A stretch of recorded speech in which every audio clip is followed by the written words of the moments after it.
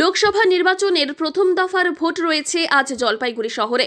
জলপাইগুড়িতে সাত সকালেই মেঘলা আকাশ, কিন্তু তা উপেক্ষা করেই ভোট গ্রহণ কেন্দ্রগুলির সামনে দেখা গেল লম্বা লাইন। একই ছবি রয়েছে গ্রাম থেকে শুরু করে চা বাগান থেকে শুরু করে শহরের বিভিন্ন প্রান্তে। এদিন প্রার্থীদের মধ্যে সর্বপ্রথম ভোট দিতে দেখা যায় জলপাইগুড়ি লোকসভা কেন্দ্রের বাম কংগ্রেস জোট সিপিআইএম প্রার্থী দেবরাজ বর্মনকে। দেখুন, আজকে মানুষ, আমরা যেটা বলছিলাম যে মানুষ নিজের ভোটাধিকার নিজে প্রয়োগ করবে, এবং সেক্ষেত্রে যে আমাদের এই ভারতবর্ষ যে গণতন্ত্রের সর্ববৃহৎ গণতন্ত্র পৃথিবীর, সেখানকার মানুষ এবার গণতান্ত্রিক পদ্ধতিতে ভোট প্রয়োগ করবে, এবং তার যে আমরা যেটা বলছিলাম যে শেষ 13 এবং 10 বছরের যে অভিজ্ঞতা, তার উপরেই মানুষ তাদের ভোটাধিকার প্রয়োগ করবে। কি বলবেন আজকে সাধারণ মানুষকে?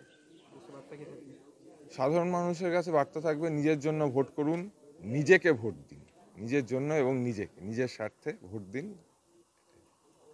জলপাইগুড়ি শহরের 16 নম্বর ওয়ার্ডের মহামায়া পাড়ায় বন্ধ হয়ে যাওয়া সুরেন্দ্র স্মৃতি প্রাথমিক বিদ্যালয়ে 117/128 নম্বর বুথে সকাল 7টা থেকেই শুরু হয়ে যায় ভোট গ্রহণ পদ্ধতি।